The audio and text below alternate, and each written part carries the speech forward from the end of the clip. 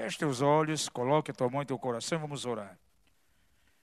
Pai maravilhoso, nós queremos adorar o teu nome nessa noite. Nós declaramos que precisamos de ti. Pedimos, Senhor, que teu Espírito Santo venha, na verdade, nos inspirar. Pai, que eu possa falar nessa noite aqui como um oráculo teu. Senhor, que a tua palavra venha e toque cada coração. Sabemos que estamos vivendo dias, Senhor, em que o Senhor quer restaurar os valores familiares. Ó Pai, esses valores nós temos que estar dispostos a pagar um preço para mantê-los, Senhor, na nossa caminhada, no nosso relacionamento familiar. E pedimos que o Espírito do Senhor esteja conosco nessa noite. E ao nome do Senhor nós damos toda a honra, toda a glória. Oramos a Ti no maravilhoso nome de Jesus. Amém. Estamos felizes aqui com a visita do Brian, né?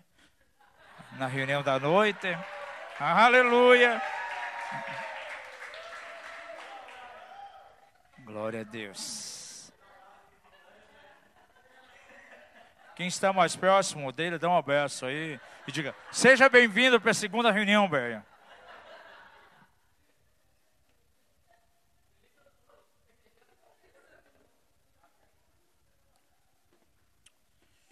Uma das coisas maravilhosas que nós podemos ver na palavra de Deus, desde o início, desde Gênesis, no capítulo 1, quando há causa, o Senhor sempre está disposto a colocar as coisas em ordem.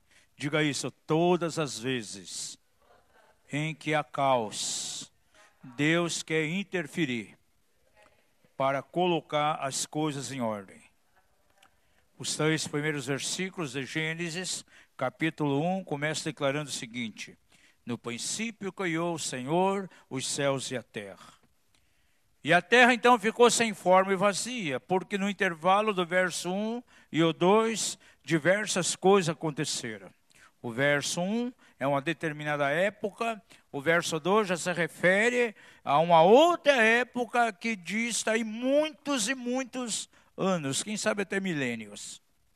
E nesse intervalo, entre o verso 1 e 2, aconteceram muitas coisas, ainda mesmo até a queda de Satanás. Então a terra ficou sem forma e vazia por causa de que alguma coisa aconteceu.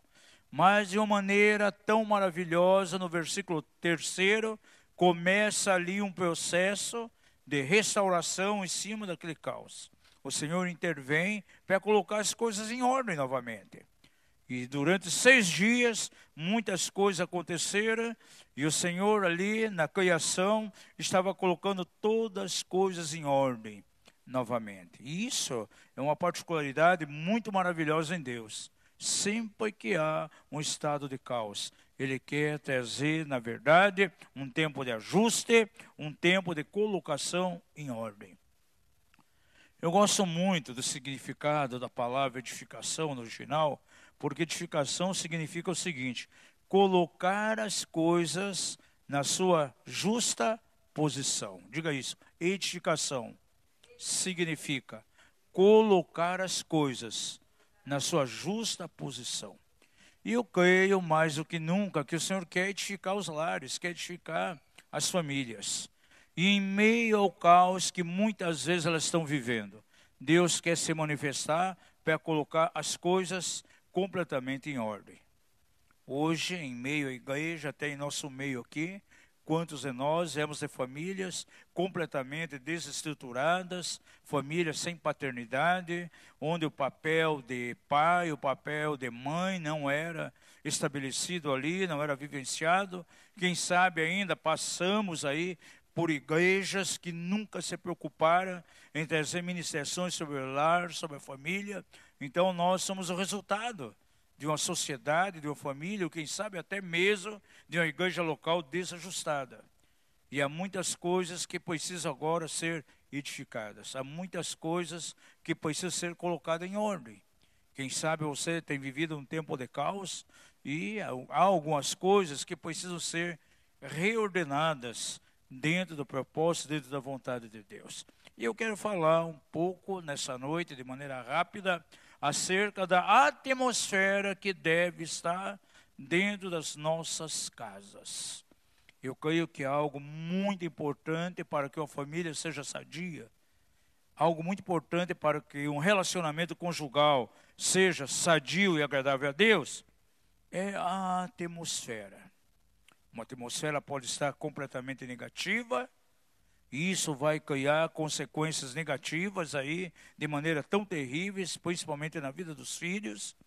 Porém, alguns lares, pela graça de Deus, eles demonstram, na verdade, uma atmosfera completamente sadia, de amor, de paz, de harmonia. E isso é muito importante, e eu creio que o propósito de Deus esses dias é que, dentro dos nossos lares, haja uma atmosfera realmente de paz, de harmonia. Isso vai glorificar o Senhor. Agora, essa atmosfera, ela é criada, ela é gerada pelo comportamento dos cônjuges.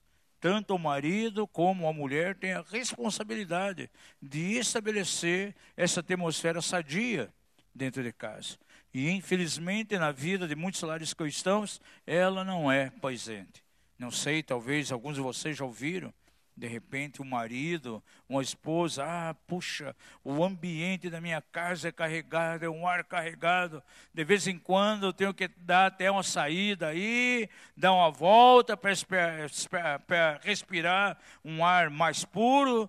É um ambiente que eu vivo, é um ambiente carregado, é terrível. Eu chego do trabalho à tarde, mas é um clima tão pesado que há momentos que eu não suporto.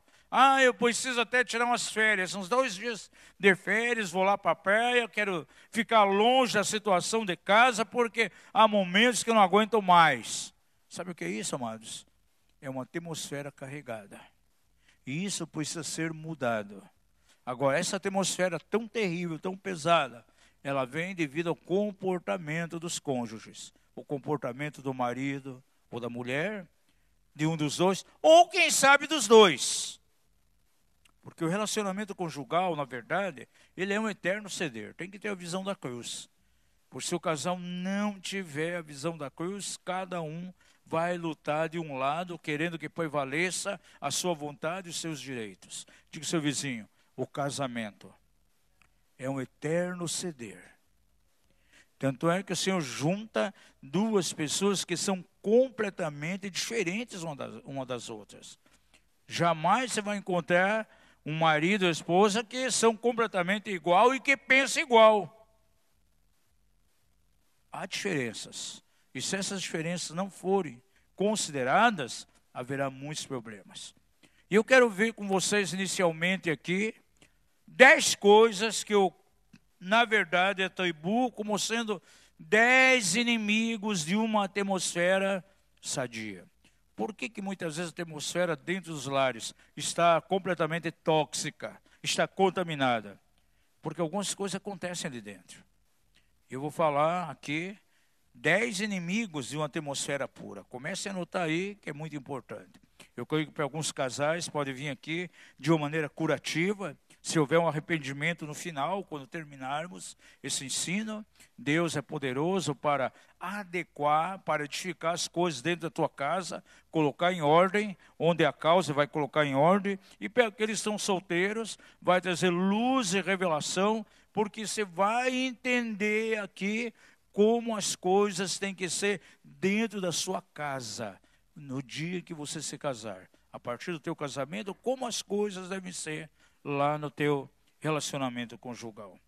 Então, vamos anotar aí, papel e caneta na mão, ou celular, alguma coisa, anote isso que é importante.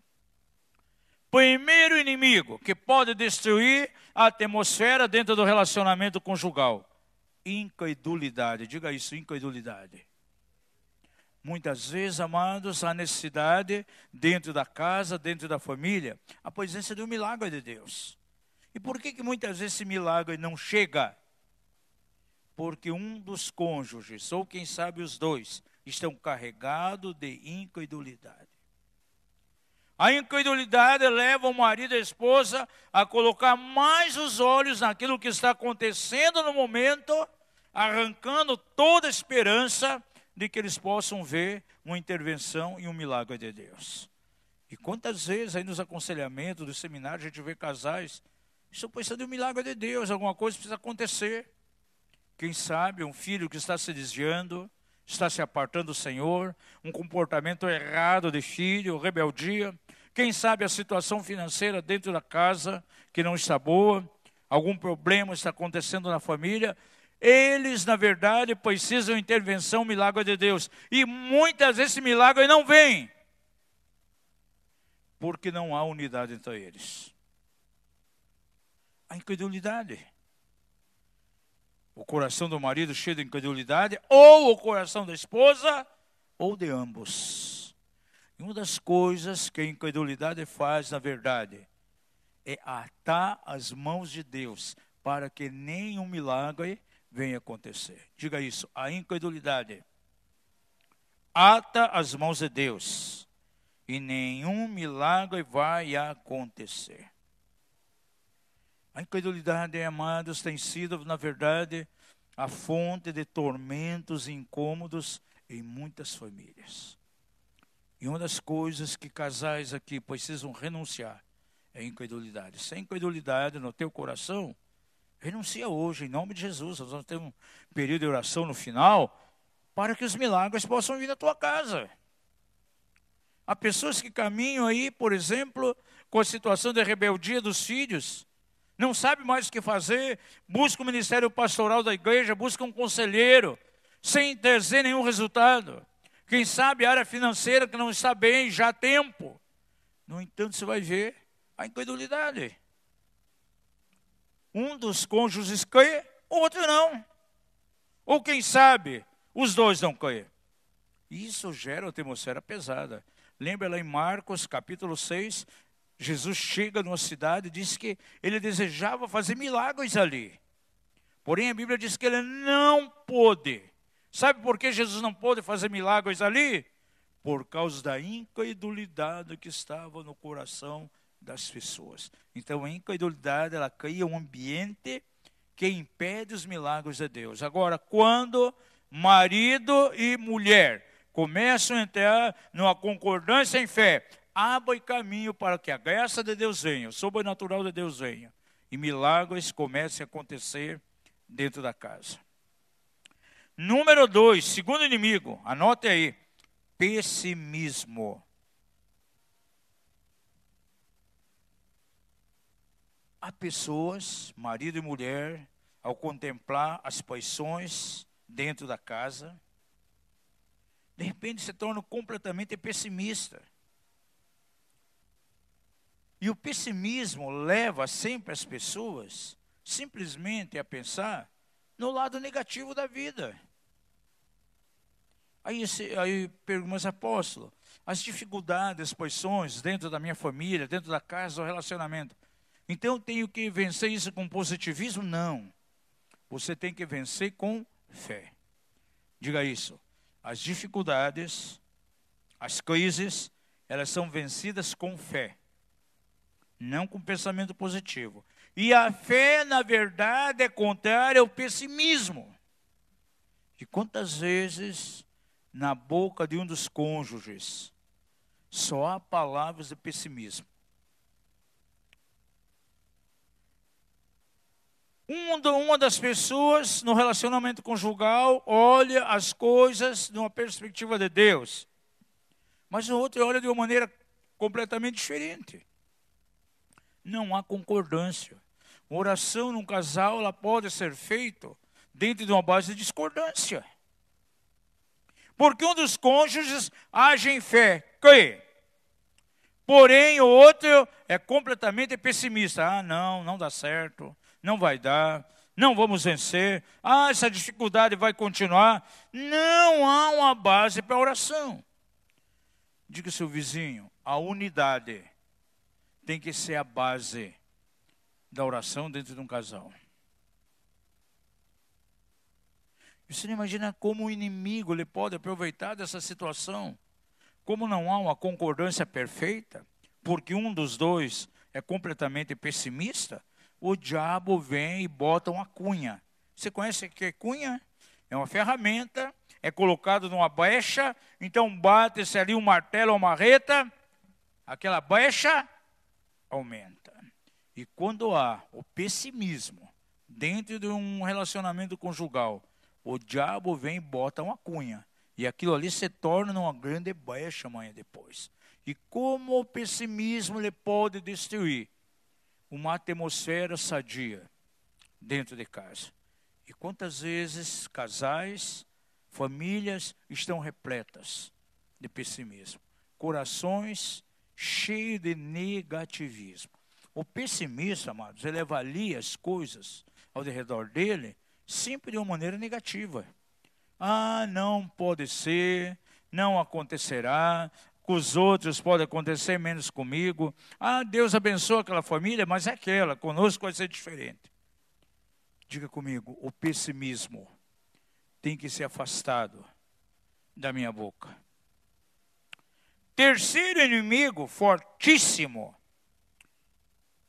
que pode destruir um relacionamento, pode fazer com que a glória de Deus não seja presente dentro de uma casa, é a queixa.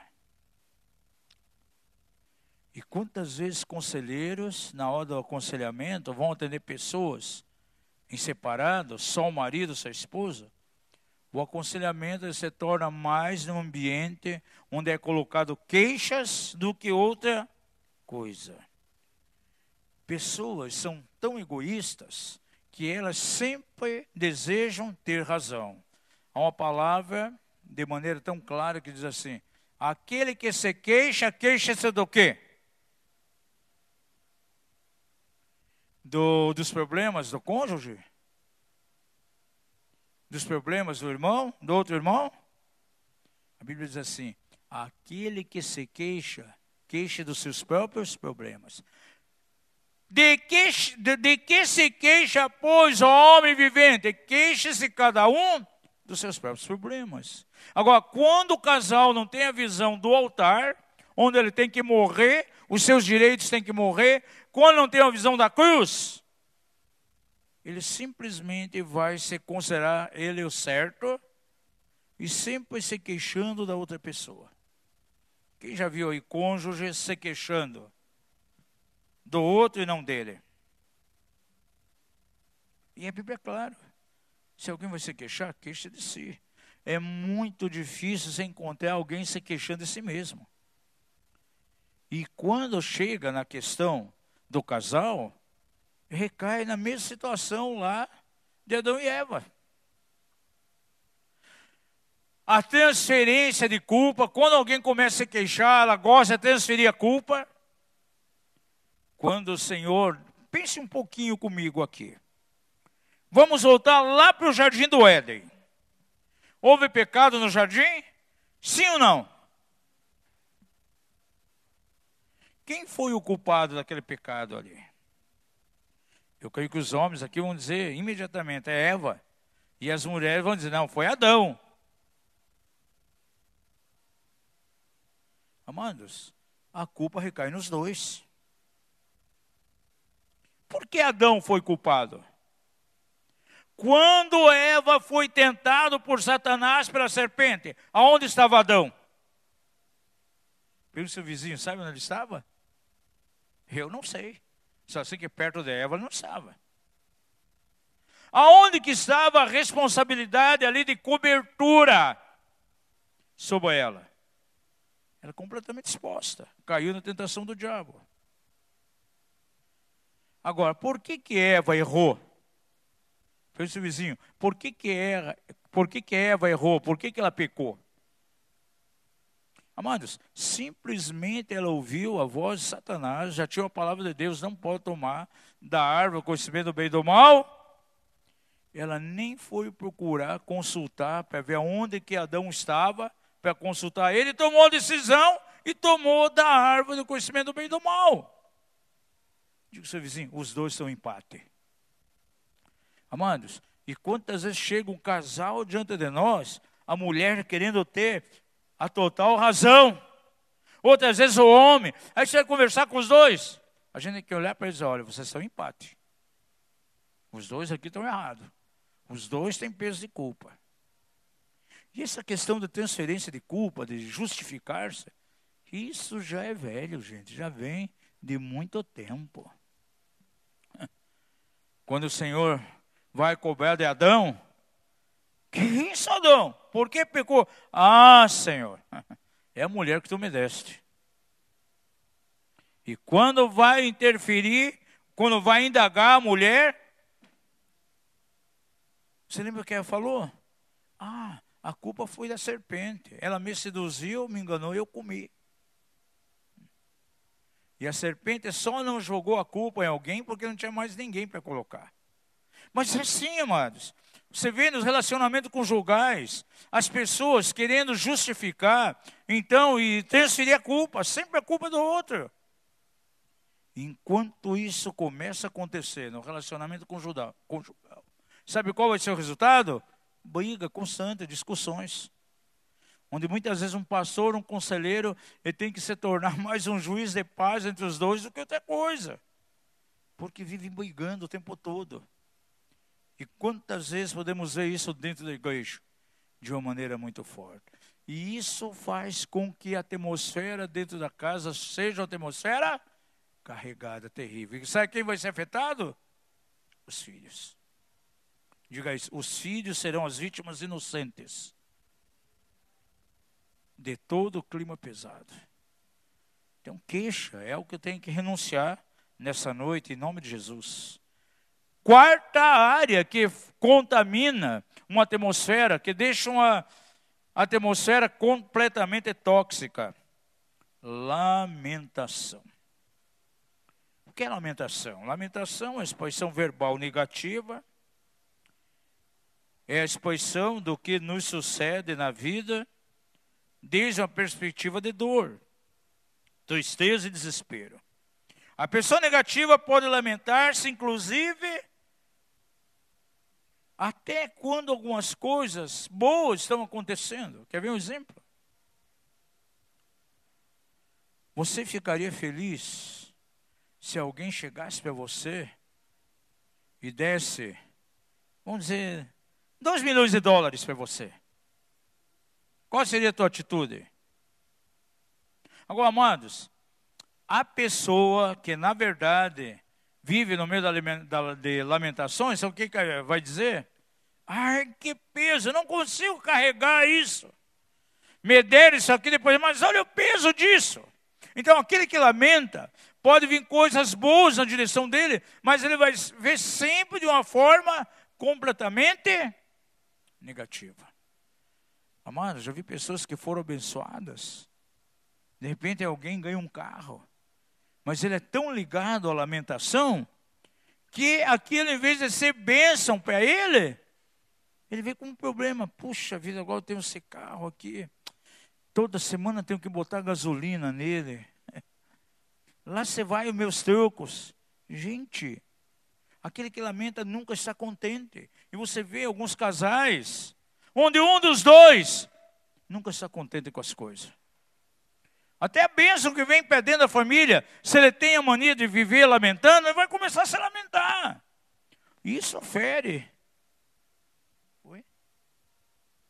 Isso fere outra pessoa. Agora, você imagina quando os dois têm o hábito de lamentar, tem esse mal? A casa se torna no muro de lamentações. Ele nem precisa ir lá para Jerusalém no muro das lamentações. Ele já tem o muro de lamentações na sua casa. Porque marido lamentando o tempo todo. Mulher lamentando o tempo todo.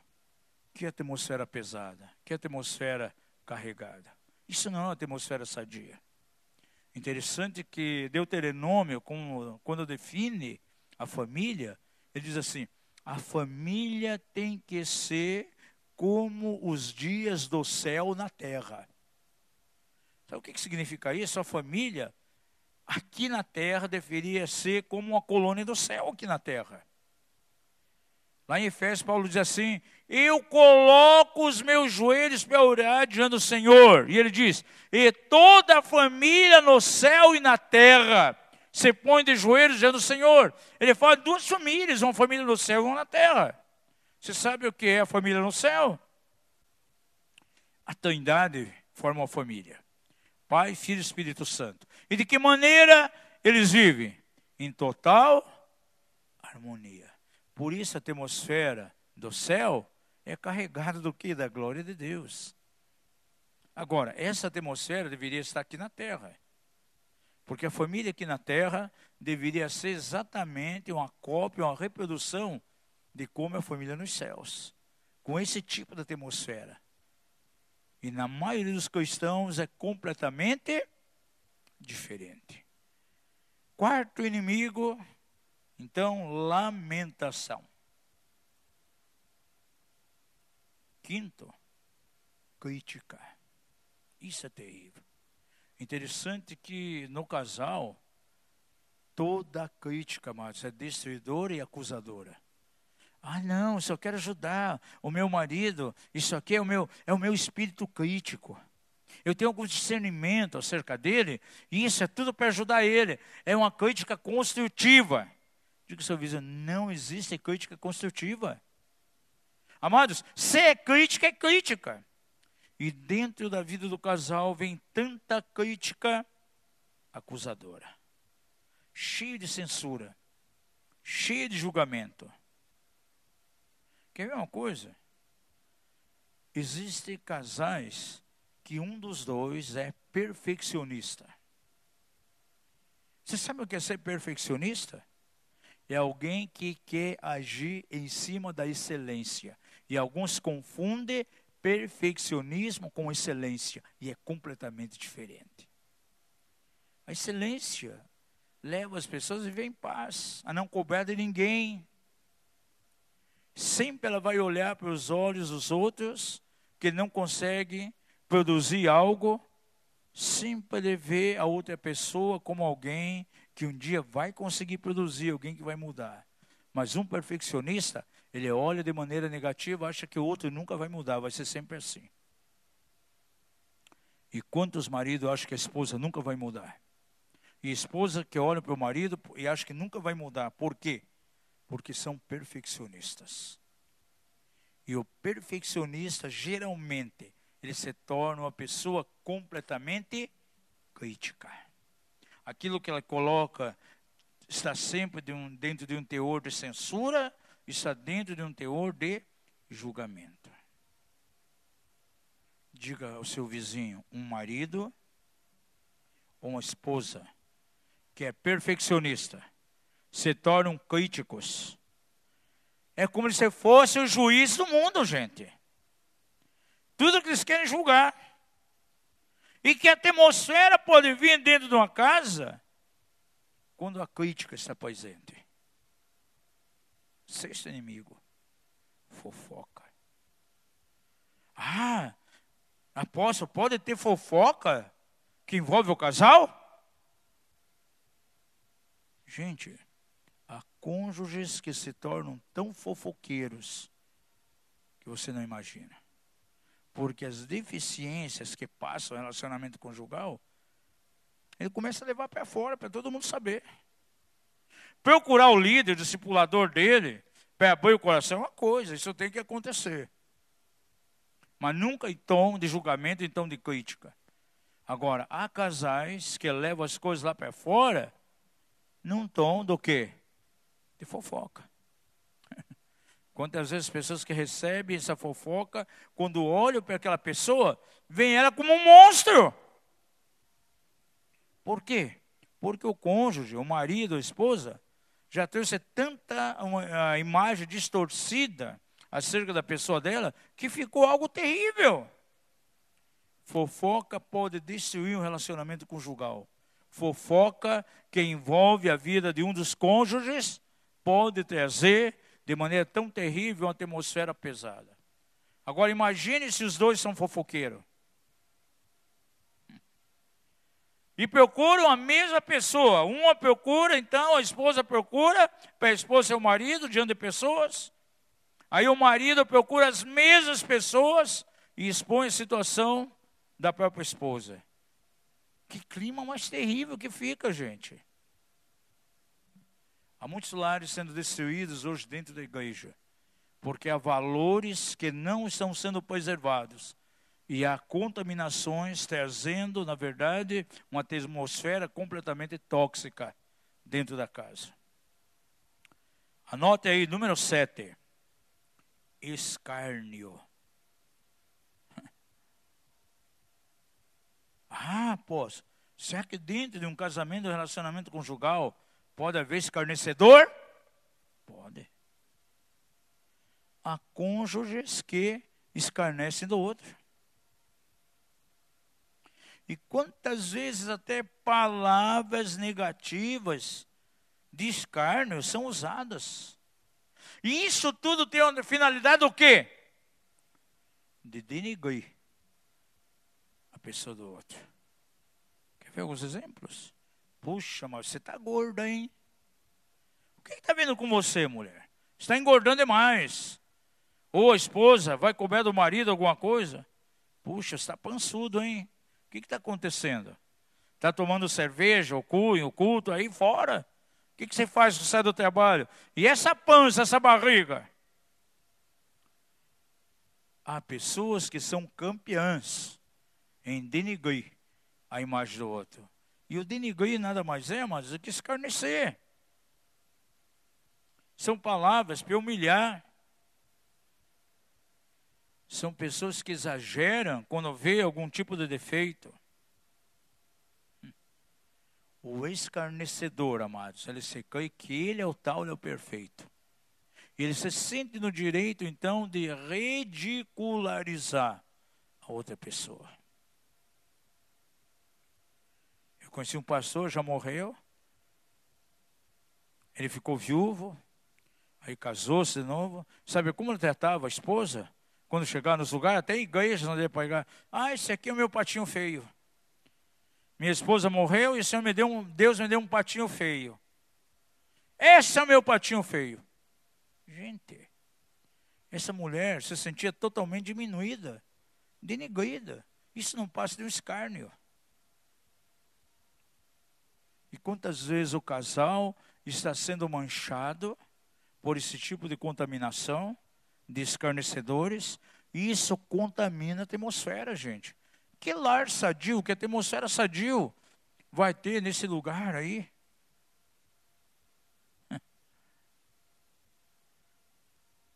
Se os teus olhos forem bons, sabe o que você vai ver? Vai ver as coisas boas. O bom homem, aquela pessoa de bom coração, tira do seu coração que coisas boas. Porque o coração dele é como um tesouro. E quantos casais muitas vezes estão denigrindo, vivem degradando, gente. Um xingando o outro. Isso é tão terrível. Por isso, amados, aqui na RN, uma das coisas que a gente bate nessa tecla, uma das aulas que nós demos na integração, o processo de corte é para que cada um conheça o outro na profundidade. Tem jovens que se apaixonam aí, eles acham como simples, como eu te amo, como os teus olhos de mel são lindos. Acho que aquilo vai pagar as contas no final do mês futuramente.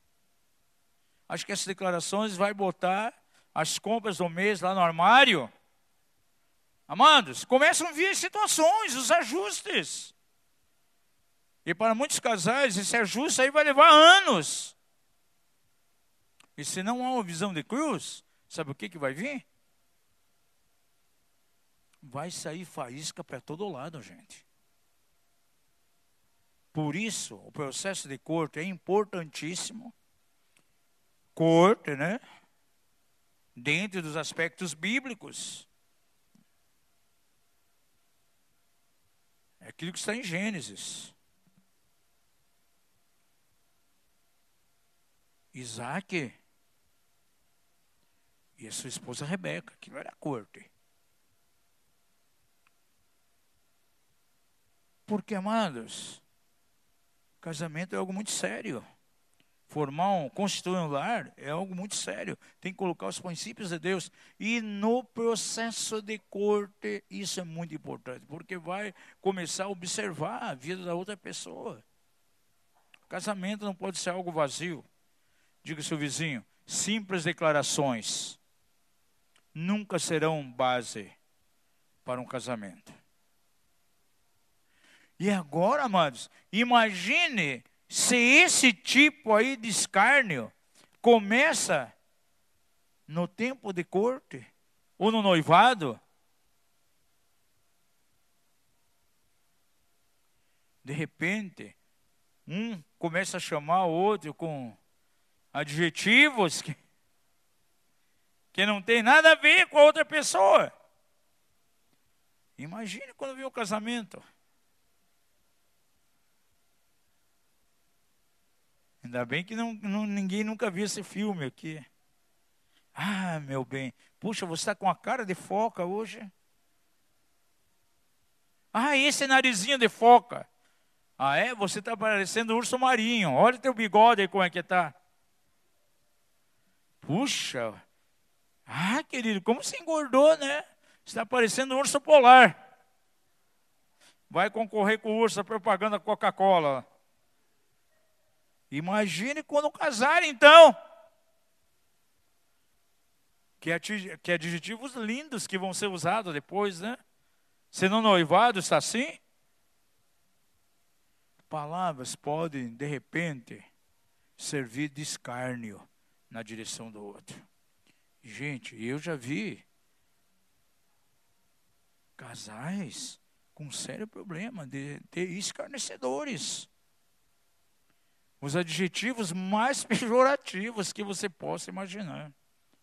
Ah, meu marido, puxa, aquele teste. Você não imagina como mulher vai procurar o pastor da igreja. Puxa, minha esposa, precisa conhecer ela, é uma mulher mala. E uma mala sem alça. Isso não passa de escárnio. Oitavo inimigo, menosprezo. Amados, todas as vezes que um cônjuge menospreza o outro, ele está se sentindo superior. E está jogando a outra pessoa lá embaixo. Isso é muito comum na vida de casais, a presença desse menosprezo.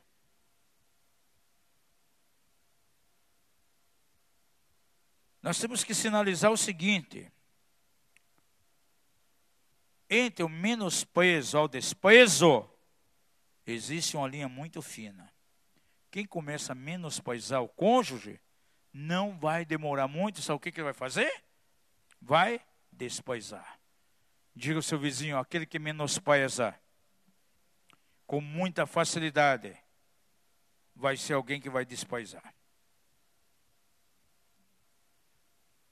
E claro que isso vai encher o coração da outra pessoa, sabe de quê? De sentimentos negativos. E o cônjuge que está sendo ferido, menosprezado, ele pode agir de duas maneiras. Ou ele vai se sentir completamente ferido, afetado, com autoimagem negativa, se autodesvalorizando. Ah, já que me despreza assim, então tá bom, eu nem vou cuidar mais de mim. Começa a engordar, não limpa a casa. O marido chega à tarde, está lá com a camiseta toda suja de propaganda de candidato. Ganhou lá no comício que foi não sei de onde, lá com baita número, PSL, número não sei o quê. E ele carregando isso, chega em casa, está lá, cheio de gordura, cheiro de azeite, e daquele mais barato ainda. Ela vai se sentindo menosprezada, começa a se autodesvalorizar. Ou ela pega um caminho vingativo. Já é? Ele está menosprezando, então ele vai ver quem eu sou. E começa a pisar no cônjuge, no outro. Por quê? Porque é uma atmosfera carregada de desprezo ali dentro. Jovens aí, jovens casais, ouçam bem aquilo que está sendo pregado aqui. Aqueles que vão se casar, ouçam também. Porque são as tuas atitudes que vão, como marido, como mulher, estabelecer o tipo de atmosfera que tem lá dentro da casa. Ou pode ser uma atmosfera sadia, ou pode ser uma atmosfera contaminada. E você acha que a presença de Deus vai estar ali? Os anjos de Deus vão ficar longe, vão passar longe, nem querem saber, gente. Um ambiente sadio traz a presença de Deus. Um ambiente de harmonia, de unidade. Traz a presença do Senhor. Número 9. Pelejas e discussões. Mas num casal, é até comum que haja desacordos entre duas pessoas que vivem juntas. Seu Almito e Maneuci, vocês já tiveram desacordos entre vocês? Rocio, misericórdia, isso, vai confessando os pecados aí, irmã. Eu e vocês já tiveram desacordos? Misericórdia. Até na alimentação.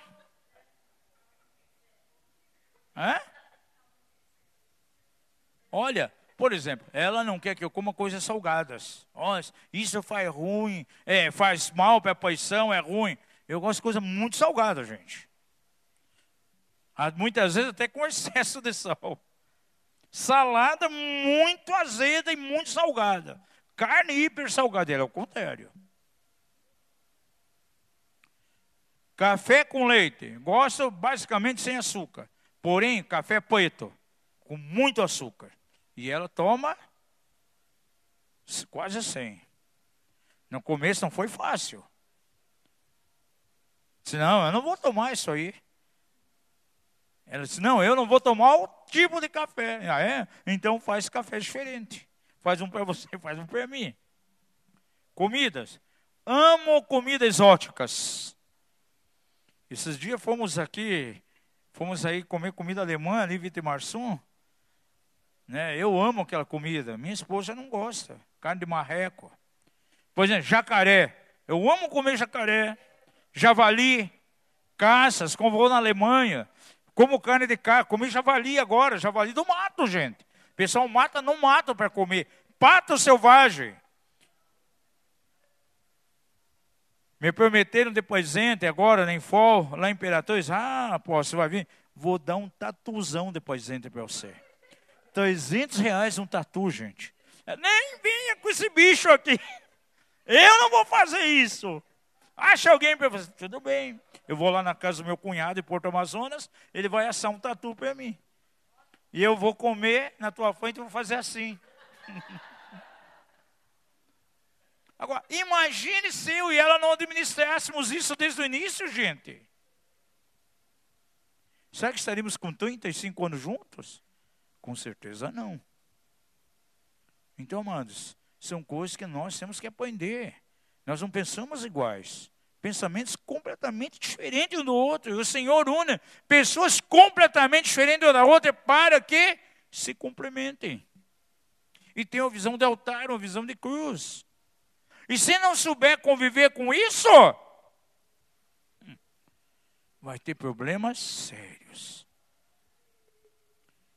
Teve moça já querendo divorciar do marido, porque na primeira semana descobriu que o cara tinha chulé. Separou por causa disso. A filha do desembargador nos procurou. Foi até Rio Branco do Sul, no seminário que nós estamos dando. Foi falar com a gente. Separou. Descobri que ele tinha chulé. Vai suportar o chulé. Bota um talquinho, se você é amorosa. Bota um talquinho ali, põe um perfumezinho. E quantos casais vivem em peleja, em discussões? Agora, quando esses desacordos vêm acompanhados de ofensas, palavras ferinas, gritos, aí é mais terrível. Porque começa dessa maneira. E pode terminar numa grave peleja que vai ferir um ao outro. E vai trazer tormentos. Numa situação dessa, pode vir tantas palavras que vai ferir a autoestima do outro. Isso é muito terrível. Isso gera discussões dentro da família, dentro do casal. E muitas vezes vem por coisas mínimas. Essas coisas não são tratadas, amados. Quando acontece uma coisa mínima, pode ser o pivô Quem sabe de uma divisão tão grande, de um dissabor tão grande entre os dois. Uma pobre da irmã não foi tão feliz no dia que quis fazer uma jantinha especial para o marido. E o feijão passou um pouquinho mais ao ponto. Ficou com um pouquinho de cheiro de queimado. E ela com alegria, recebendo o esposo à noite, com aquele jantar, ele abre a panela e diz, ih, querida, queimou feijão queimado. Diz, não, meu bem, não está queimado, está. Tá, não está. Tá, não está. Tá, pá! Deu um bufete na esposa. Porque já não aguentava mais aquilo. Começou a chorar, disse, tá bom. Já que você acha que eu queimo feijão, não sirvo, eu vou lá para a casa da minha mãe. Na mesma noite pegou as coisas e foi embora. Foi lá para a casa da mãe.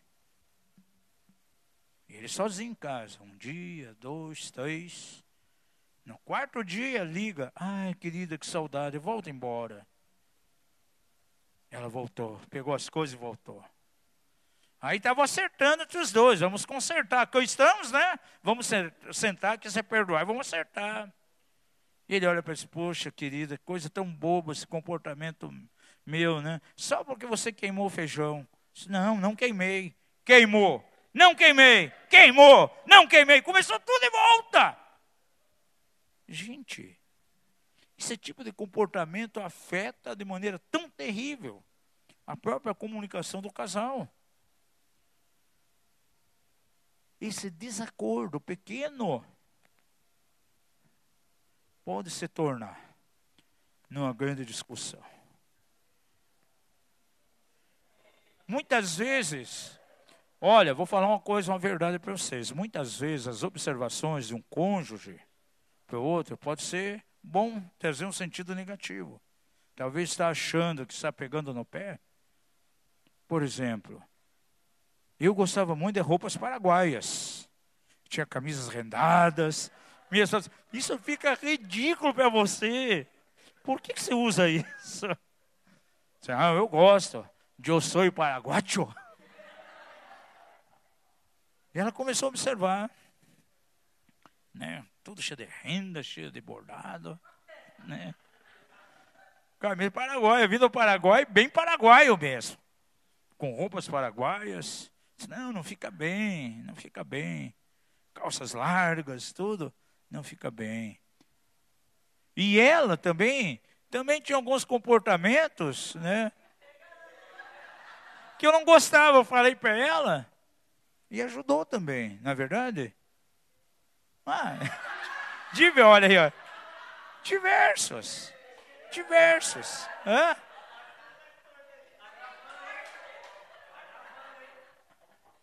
Pode cortar. Por exemplo, sempre uma criançona. Ainda é até hoje, né? Bom, gostava de subir em árvore, que nem uma criancinha. Eu disse, cuidado, vai cair da árvore. Né? Sempre aquele espírito de criança. Eu disse, você já cresceu um pouquinho mais, você já passou aí, né, dos 20 e poucos anos. E um foi colocando, outro na linha. O horário, por exemplo, era difícil a questão de horário. Eu sempre sistemático na igreja, como obreiro, pastor, sempre chegando. Quando nós casamos, meu Deus do céu. Era terrível a questão de horário. Um dia eu disse, olha, sinto muito, mas eu tenho que ir embora, eu não posso te esperar. A igreja está esperando, eu tenho que abrir culto, eu tenho que pregar, né? Eu tenho que pegar ônibus, não tinha carro. Infelizmente, eu tenho que te deixar aí. Chorando, correndo atrás de mim. Me espere! É fato.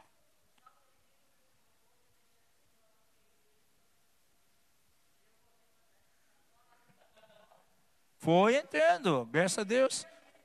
Foi entrando.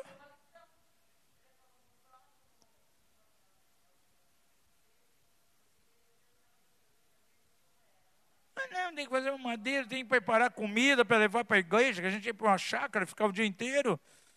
Não, faz antes, faz tudo antes. E um foi colocando o outro na linha. E funcionou. Então isso é muito importante, essa mutualidade do casal é muito importante. Não entrar em desacordo, não deixar que os desacordos venham destruir uma atmosfera sadia dentro de casa. Não é verdade? Coloquei você na linha e você me colocou também. Foi bom. Hã? Já não sou mais paraguaio. Mas é mesmo, andava feito um paraguaio mesmo. Né? Gostava de usar bigodão. Ela, não fica bem para você.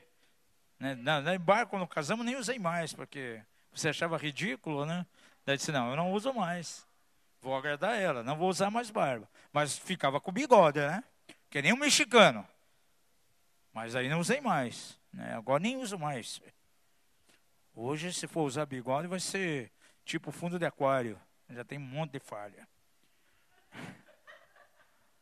Então, amados, isso é muito importante.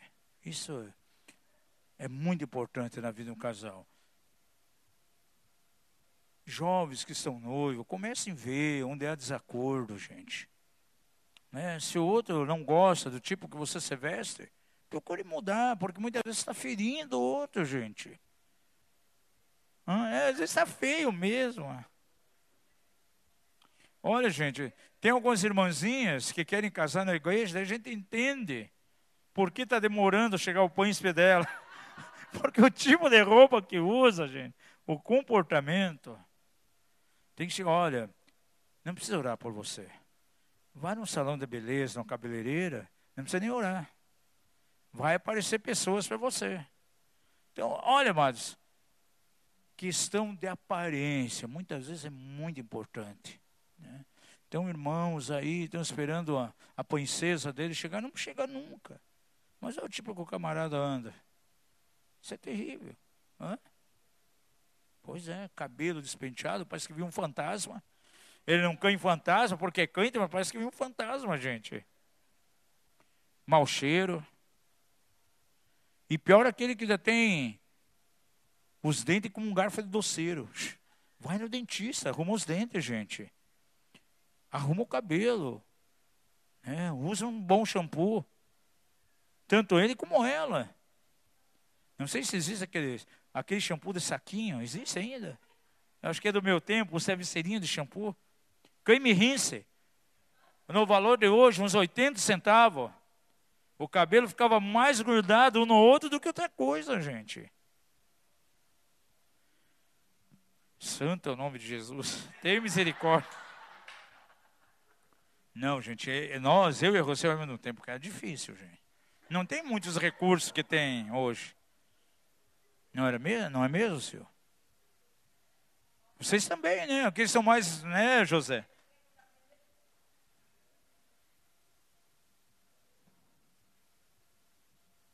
Brilhantina. Travesseirinho de creme rinse. Que mais que tinha na época? Pó de arroz. Para as mulheres. Creme pondes. Base. Lembra aqueles vidrinhos de base? Cor meio alaranjada, meio violeta. Era um cheiro de pepino que Deus o livre. Imagine as mulheres com cheiro de pepino. Meu Deus do céu.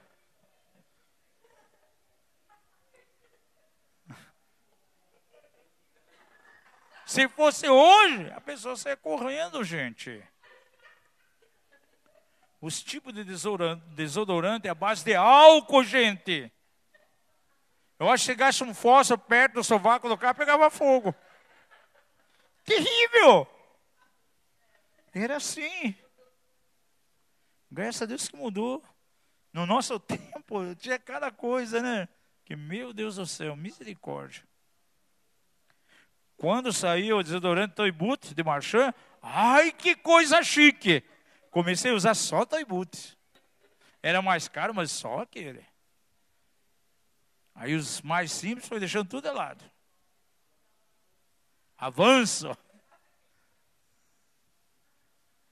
Graças a Deus, amados, que os tempos mudam. 10º, violência emocional e física. Muitas vezes os casais podem ser vítimas de violência em qualquer de suas formas. Misericórdia mesmo. Ah, Senhor, me segura, porque minha mulher é uma mala sem alça.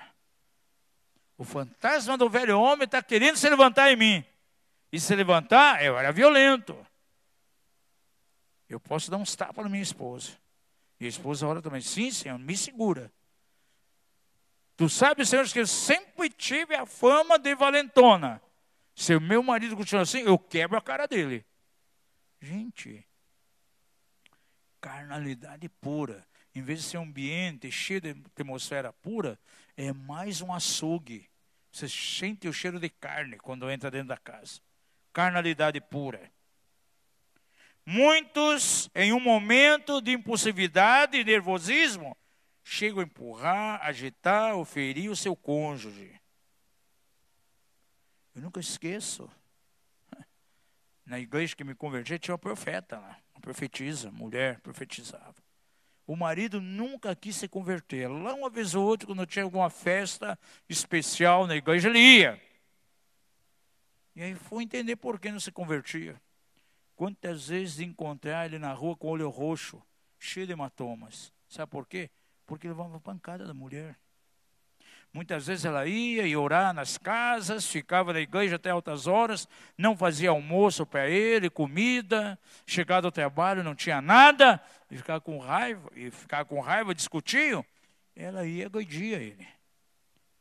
E quando ela chegou, com hematomas no rosto, porque ela tinha dado pancada nele. Eu tenho certeza, se fosse hoje, aquele homem ia procurar fazer um abaixo-assinado para criar uma lei.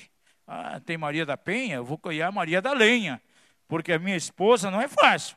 Ele literalmente apanhava da esposa. E ela chegava na igreja, profetizava, profeta da igreja. E muitas vezes está presente em muitos casais dentro da igreja. Assim como qualquer um de nós pode ser um colaborador direto e ativo na contaminação da atmosfera solar, também com temor de Deus nós podemos tomar uma atitude oposta e contribuir para que seja formado um ambiente sadio. Diga ao seu vizinho, se há uma atmosfera pesada na tua casa, se é um caos, saiba você nessa noite que Deus quer colocar em ordem. Mas diga a ele, mas isso vai depender de você. Porque Maria é mulher, tem responsabilidade na formação da atmosfera. E de maneira bem rápida, quero passar a você, para que possamos orar, 9 valores que tem que estar presente na vida do marido e na vida da mulher, para que essa atmosfera pura, divina, seja estabelecida dentro da casa. Anote aí. Atitudes e ações para limpar a atmosfera contaminada do lar, a atmosfera carregada de um relacionamento conjugal. Marque aí. Número 1, fé em Deus. Como a incredulidade contamina, a fé vai construir esse ambiente. Fé em Deus. É essa fé em Deus que vai gerar uma fortaleza resistente, onde o casal pode enfrentar todas as situações difíceis. Um filho que começa a apartar do caminho do Senhor, um filho que está enfermo, uma situação financeira que não está boa. Os dois, numa atitude de fé em Deus, em unidade, vão conseguir vencer, transpor essa fortaleza. E as situações vão mudar. E quantas vezes o casal começa a passar por um tempo de prova. Agora, se os dois têm fé, dinâmica diante de Deus, numa atitude de unidade, vão vencer isso. Agora, se somente um cair, e outro coração cheio de incredulidade não cair, vai ser difícil ver a intervenção de Deus ali. Número 2, segunda atitude no casal, gratidão. A gratidão promove uma boa atmosfera dentro do lar.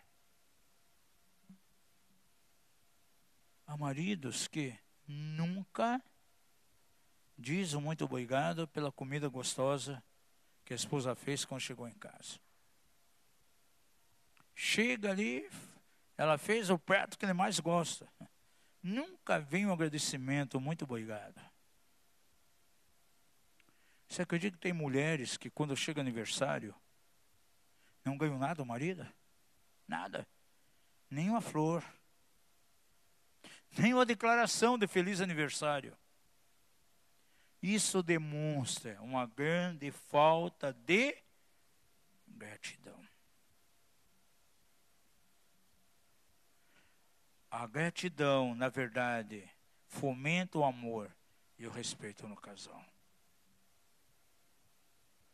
No começo, durante o período de namoro, noivado, era presente. Já no primeiro ano do casamento, chega aniversário, nem lembra a data. As pessoas gostam de ser lembradas. Quantas mulheres são aqui que gostam de ganhar um presente no dia do aniversário? Levante a mão. E se o presente vem do marido, é melhor ainda. Gente, mas aposto, eu não tenho dinheiro. Mas eu compro um som de valsa para ela. Compra lá um prestígio, uma caixa de chiclete, sei lá. Compra alguma coisa. Flor. Eu nunca vi até hoje, gente, mulher que não gosta de ganhar flor. Esposa que não gosta de flor. Tem alguma mulher aqui que não gosta de flor? Você não gosta de flor? Nenhum tipo? Mas,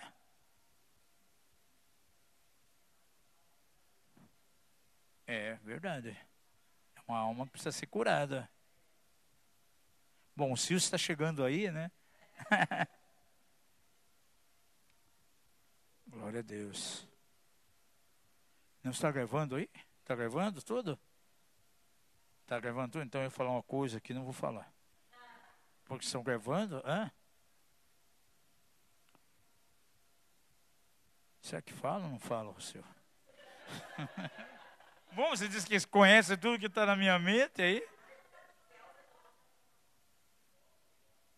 Amados, os desacordos, eles podem atingir as aparentemente melhores famílias que você possa imaginar. Então, gratidão, diga comigo, a gratidão faz com que haja honra na direção dos outros. Quem é marido que está perto aí, dá uma olhadinha para a esposa e diz assim, quem sabe amanhã você faz aquela comidinha. Mas tem que ser aquela. Ou vice-versa. Ou quem sabe o marido fazer para a mulher. Bom, eu não falo isso porque eu sou um horror, né, Rossel? A única coisa que eu sei fazer é sanduíche de mortadela. Mais nada. Não sei fazer nada. Uma vez fui tentar fazer arroz, que arroz horrível. Jogou fora, ninguém pôde comer. Nunca tive chance de aprender a fazer comida. Tive que começar a trabalhar muito cedo, com 7, 8 anos, já trabalhar no pesado, para trazer algum dinheiro para casa. Minha mãe morreu também, eu era bem novo, tinha 17 anos. Eu chegava reto do trabalho, tinha que comer rapidamente, já voltar para o trabalho, estudava à noite, chegava perto, estava pronto. Nunca tive a oportunidade de aprender a fazer alguma coisa. Isso foi muito ruim. Hoje eu não consigo fazer nada, eu não sei fazer comida. A única coisa é sanduíche. Cortar o pão, botar presunto e queijo. E ela ainda acha que fica tudo mal cortado. Puxa, corta direito esse pão. O arroz, um dia, eu vou te ajudar. Pode deixar que eu faça o arroz. Eu fiz o arroz, ela botou no lixo. Disse, ninguém come isso aqui. Isso não é comida. Mas quem sabe, tem marido aqui que cozinha bem. O Eduardo, por exemplo, ele fez um guisado de carne. Uma vez que eu cheguei de viagem. É o melhor guisado que eu já comi na minha vida. Falei para ele, esse guisado, foi Eduardo que fez, muito bom. Ele faz um estrogonofe, que na empresa que ele trabalhava, ele ia destacar, não sei quantas vezes no mês, para fazer estrogonofe para o pessoal lá, para comer. Agora ninguém vai explorar ele, aí queria que levar, ele é pastor aqui, não é cozinheiro não, mas ele cozinha bem. Churrasco, faz uma boa carne, né? Então, mas tem homens que têm habilidade de cozinhar. Quem sabe tua esposa aí está sedenta por aquele comidinha suculenta que você faz, tipo aquela costelinha no forno que desmancha assim. Que tal uma costelinha daquela, né, Anderson?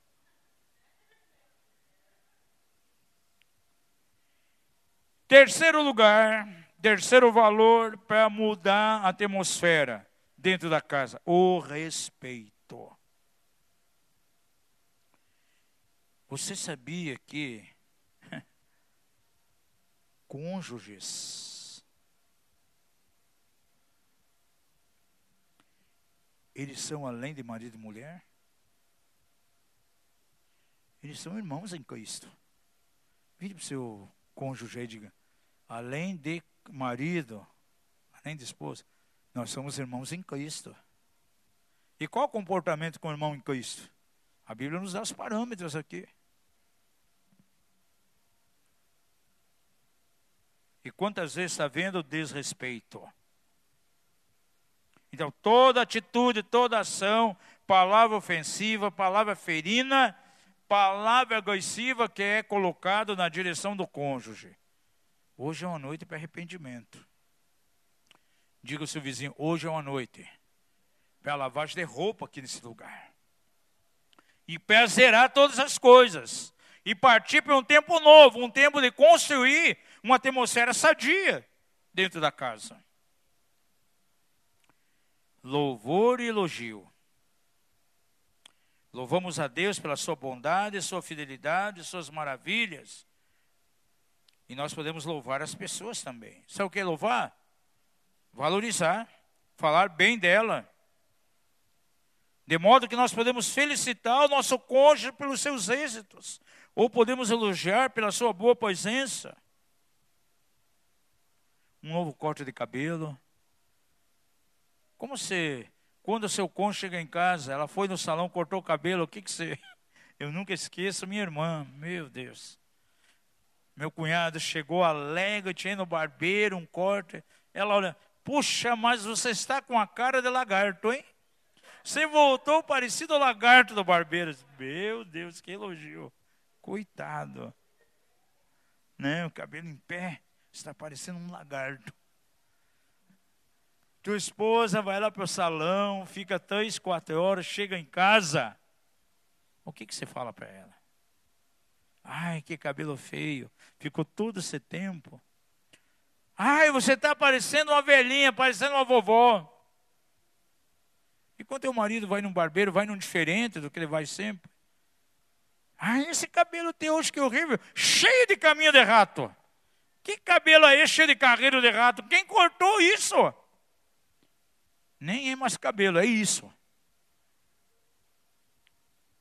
Será que você tem louvado e elogiado o perfume que ela usa? Que perfume horrível. Está me dando dor de cabeça. Que perfume é esse? É aquele que você me deu quando você foi para a Europa depois entre. Quando as pessoas têm essa habilidade tão terrível de viver denegrindo, menosprezando, não louvando, não elogiando o outro, vai acontecendo algumas coisas terríveis dentro da casa. Número 5, valorização. Interessante, as pessoas, na maioria das vezes, elas só valorizam algo depois que morre, depois que perde. Ai, chorando lá em cima do outro, como minha esposa é legal. Mas durante a vida nunca pararam para tomar um café junto. Nunca tiveram um tempo para sentar, para ficar conversando. Tem casais, amados, que vivem como estranhos dentro da casa. Nem refeição junto eles fazem a tempo.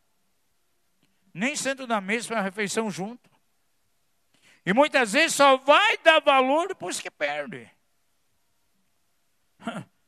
Quantos divórcios que acontecem, depois, principalmente a pessoa que provocou o divórcio, se arrepende terrivelmente. E ela acaba vendo o que ela realmente perdeu. Procure criar tempo, você, principalmente quem casou novo aqui, você tem que ter tempo juntos. Sair junto, tomar café junto, conversar junto. Ah, trabalho, sai de noite. Vamos tomar um café junto de noite. Vai no cinema, come uma pipoca lá. Não muito para não engordar, né? Senão outro diz, está engordando. Isso é importante, faz parte do casal, gente.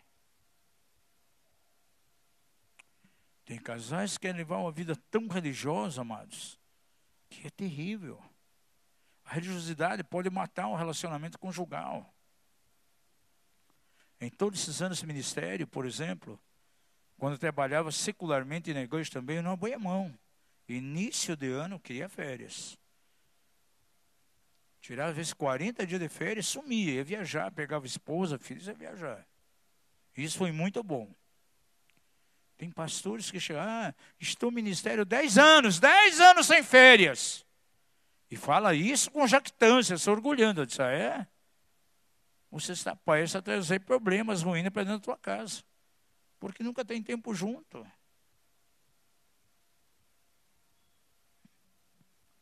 De vez em quando a gente faz algumas viagens aí, que nem agora quando fomos alemães, não.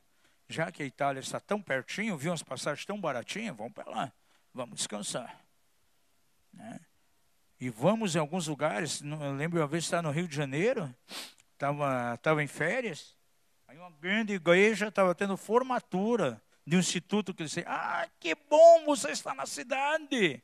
Logo hoje é a formatura aqui do instituto, venha pregar aqui hoje. Eu disse, não, me desculpe, irmão. Eu não vim para pregar, eu vim para descansar. Eu estou aqui com minha esposa, a gente veio, eu passei, estou descansando, e eu não vou pregar na sua igreja. Veio um outro pregador da cidade, uma outra época, agendamos, a gente vem aí. Mas hoje não. Essa viagem nossa aqui é exclusiva para descansar. Eu não misturo as coisas de jeito nenhum. Ficamos 6 dias, né? Na Itália, descansando, meditando, lendo, sem se envolver com igreja, com nada ali. Que bom, saindo para lá, tem um amigo, disso tá bom, conserva essa amizade com ele, mas a gente está indo para descansar. Não é para pregar, não é para ministrar, isso é muito importante. Diga ao seu cônjuge que está ao lado aí, precisamos ter tempo juntos. Isso é valorizar, amados. Número 6. Sexto recurso para construir uma atmosfera sã. Ânimo. Um animando o outro. Imagine nos tempos do deserto. Se eu não tivesse alguém para animar, para me impulsionar para frente. Não estaria aqui de maneira nenhuma. E quantas vezes quando vem tempo do deserto, se cônjuge não tem sabedoria, ao invés de animar, ele vai e desanima.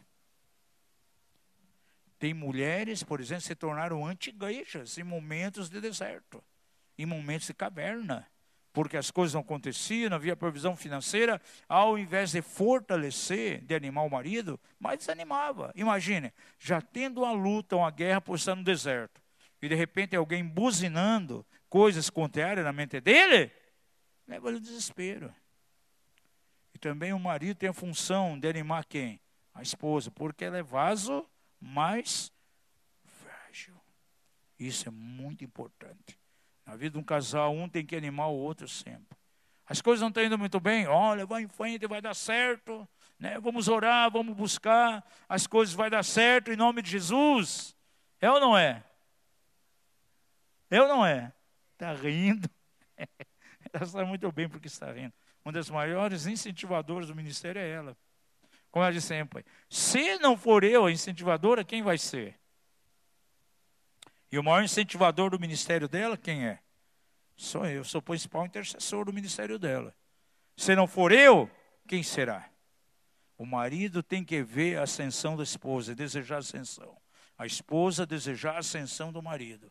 Não jogar pá de cal em cima dele quando as coisas estão difíceis. Diga ao seu cônjuge aí que está ao lado, você foi levantado para me animar. E eu também fui levantado para animar você. Nos momentos de necessidade.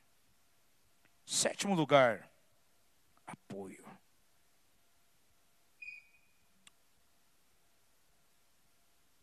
suportai-vos uns aos outros em amor.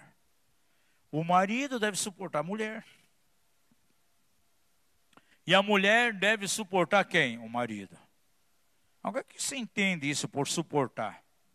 Puxa, meu marido é tão chato, né? Mas graças a Deus, suporto ele. É tanta chatice, mas eu suporto ele. Ah, minha esposa é como uma mala sem alça. Mas eu tenho tanta graça de Deus que eu consigo suportar ela. E já estamos casados 15 anos. Isso não é suportar, isso é aguentar. Suportar, amados, é servir de suporte.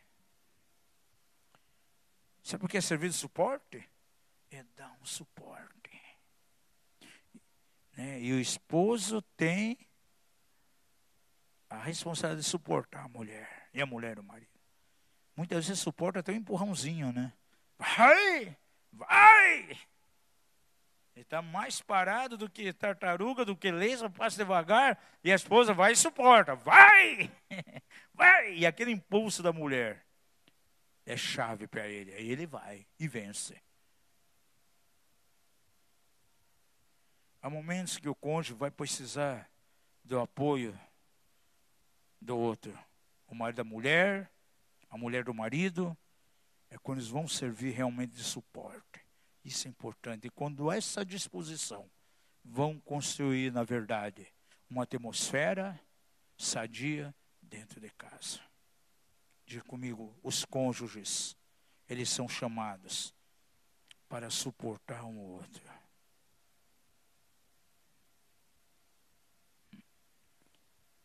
No passado nós cantamos um cântico na igreja, né?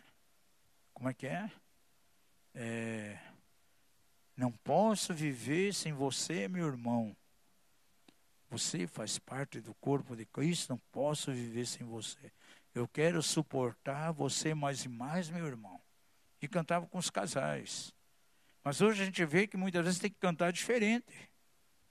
Em vez de não posso viver sem você, não posso viver com você. Não posso mais te suportar. Pelas declarações que chegam até nós. Eu não sei como alguns casais, amados, eles estão conseguindo sobreviver. Porque você vê o tipo de vida que a esposa está vivendo, o tipo de vida que o marido está vivendo, estão mais se degradando um contra o outro. Sobrevivendo as duras penas. Quem sabe é só uma fachada de aparência. Não há mutualidade ali, em termos de ajuda, em termos de amor, não há reconhecimento, não há apoio. Isso é muito terrível. Isso destrói a atmosfera. Então, número 7 é apoio. Os momentos de dificuldades, dúvidas, até mesmo colaborar nos afazeres domésticos. Quantos homens aqui gostam de ajudar o serviço de casa? Eu não ajudo muito porque minha esposa já sabe que fica tudo mal feito. Algumas coisas que eu posso fazer, eu faço, né, Lúcio? Mas vai mexer com louça, essas coisas, é um desastre. É capaz de quebrar a louça, tudo, então eu prefiro nem mexer. Hã? Eu compro uma máquina de lavar louça para ela. Né? Eu compro uma máquina. Na Alemanha, nós ficamos hospedados na casa de um pastor, engenheiro lá da Volkswagen. Então a grama é limpa por um robozinho. Nós temos um robô para limpar a grama. Eu falei para ela, poxa, como um robozinho desse ia ser bom lá no nosso quintal, onde tem grama. E para limpar as calçadas também. Então, de repente, seu marido não consegue fazer essas coisas, compra um robozinho. Manda vir um robozinho da Alemanha. Mas, amados, é muito importante ajudar nas atividades. Naquilo que eu posso, a gente ajuda. E ela também faz muita atividade. De homem também, me ajuda. Isso é fundamental. Trocar lâmpada, não sei trocar muito bem. Ela troca. Mexe em coisa de eletricidade. Né? Faz muita coisa. Eu faço muita coisa também, que é pertinente à mulher. podendo ajudar, eu vou realmente ajudar. Então, isso aí é muito importante, né? Muitas vezes o apoio, né, se manifesta nisso. Dou dinheiro. Eu sempre digo, você tem um dom especial, o dom de gastar. Você tem um dom de pagar. Tem dom de comprar. Quantas mulheres aqui têm dom de comprar? Geralmente essas mulheres gostam de ir no shopping. Mas amém, glória a Deus. Né? Nós temos aí uma conta única, ela tem o cartão dela, junto, vinculado ao meu. Né? Ela disse assim, nem faça cartão de crédito para mim. Se fizer, vai ser um horror. Brincadeira, não. Nós temos lá a nossa conta bancária junta. Agora eu tenho meu cartão de crédito, quando ela precisa eu passo para ela. E uma das coisas que nós somos equilibradíssimos em gasto em dinheiro. Uma das coisas que o Senhor nos ensinou no tempo do deserto, como conectar as nossas finanças com o Senhor. E é uma coisa que o Senhor nos ensinou. E eu sei que temos que prestar conta diante do Senhor. E R$1 você quer. Eu tenho um controle do que entra no ministério, tudo que sai, nos mínimos centavos. Quem vê aí eu pagando coisas, muitas vezes que compra para mim, tem que acertar, vê. Eu dou nos mínimos centavos. Se é 14 centavos, 1,14 vou dar 1,15. Nunca vou dar 1,10, 1,30, sempre dou um pouquinho a mais. Arredondo sempre para mais. E nos mínimos centavos. Se é 1,15, eu não estou devendo R$1 para a pessoa. Eu estou devendo 1,15. Então, ele vai receber 1,15. Se eu tenho que pagar alguma coisa que eu compro para mim, é 5,17. Eu devo para ele não 5,17. Eu devo 5,20. Eu vou dar para ele 5,20, porque não tenho como dar 5,17. E o Senhor nos ensinou muito isso. A conviver e manipular muito bem o dinheiro. De modo que glorifique o Senhor. Isso é muito importante. E na vida do casal, esse senso administrativo é importante, gente. Eu não vejo nenhum problema. Tem maridos, por exemplo, não tem habilidade de conduzir as finanças. E ele tem uma esposa que exime em conduzir. Tem uma mentalidade maravilhosa na parte econômica, uma mente. Muitas vezes ela consegue até gerar mais recursos, né? Com um valor baixo, ela consegue equilibrar todas as contas do mês dentro da casa. É viável que ele passe, delegue a ela para fazer isso. Eu não vejo nenhum problema nisso. Não há nenhuma diminuição. Ah, não, ela, quem manda na casa é ela. Não, não é, gente. Tem que haver esse acordo. Isso é saudável. Todavia, sendo feito num acordo mútuo. Ela não gasta um centavo sem o saber. Ela sempre me pergunta, por mínimo que seja. Sempre ela pergunta, olha, posso comprar isso? Ou se ela, quando eu estou viajando, e volta e viaja, ela diz, olha, eu comprei isso, desse tanto. E tem sido muito bom essa transparência aí entre nós. Número 8. Calar quando for necessário. Tem muitas pessoas que não têm uma palavra branda, gente. Eles têm explosões desnecessárias, porque não sabe calar. E muitas vezes, amados, relacionamento conjugal, é melhor calar do que suscitar e ir e ter discussões e brigas. E no momento de fervo, muitas vezes não é tempo para acertar as coisas. Espera passar. Pergunte ao seu vizinho, quantos ouvidos você tem? Quantas bocas você tem? Diga a ele, é um sinal claro que você tem que falar menos e ouvir mais. Viu como Deus é sábio? Bota em nós uma boca para a gente falar menos e bota 2 ouvidos para a gente ouvir mais. E quantas vezes no casal não é presente?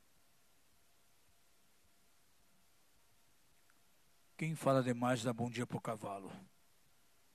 E é o marido que fala demais, a esposa que fala demais. Não sabe se calar quando tem que se calar. Sejam poucas as tuas palavras, diz lá em Provérbios. E quantas vezes um momento de silêncio pode impedir que haja um estopim que venha provocar uma discussão dentro do casal, contaminando a atmosfera. Em último lugar, a disponibilidade de pedir perdão. E quantas vezes nos casais isso não é presente? É como se estivesse jogando lixo para debaixo de um tapete. Já viu aquelas mulheres que não gostam de limpar a casa? Ela vai rapidinho lá para debaixo do tapete. Alguém vai chegar um dia, ai, que tapete lindo, né? Quando ergue, está imundo ali embaixo. Diga ao seu vizinho, não jogue o lixo para debaixo do tapete. Ou ir guardando todas as bagunças, bugiganga, no quartinho da bagunça. Um dia alguém vai abrir e vai entrar no quartinho da bagunça. Resolver isso. E quantas vezes a atitude de perdão é necessária. Por isso nós já começamos sempre o Silce na primeira ministração falando acerca de perdão. E dentro do relacionamento conjugal isso é importantíssimo. É uma maneira de destruir as fortalezas do diabo e impedir que o diabo possa entrar na família e tirar proveito. Quando há uma autêntica liberação de perdão, um marido perdoador ou esposa perdoadora, isso vai interferir diretamente na atmosfera da casa.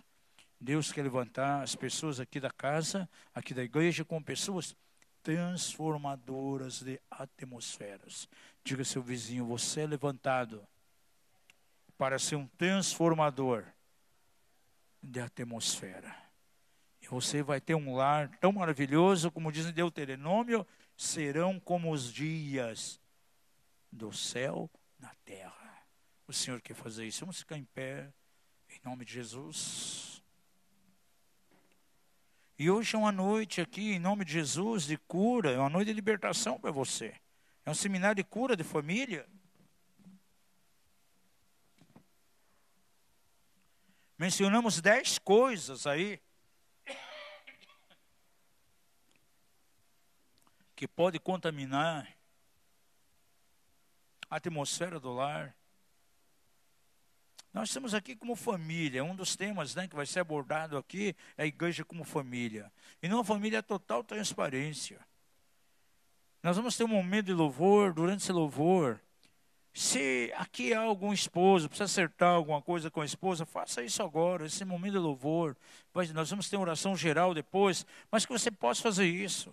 Se precisa pedir perdão, liberar perdão, se você tem sido aquele que cobra de maneira tão demasiado, você possa estar acertando isso. Ou quem sabe o esposo já denegriu a esposa que menosprezou o marido. Vamos ter algo aqui bem real, gente.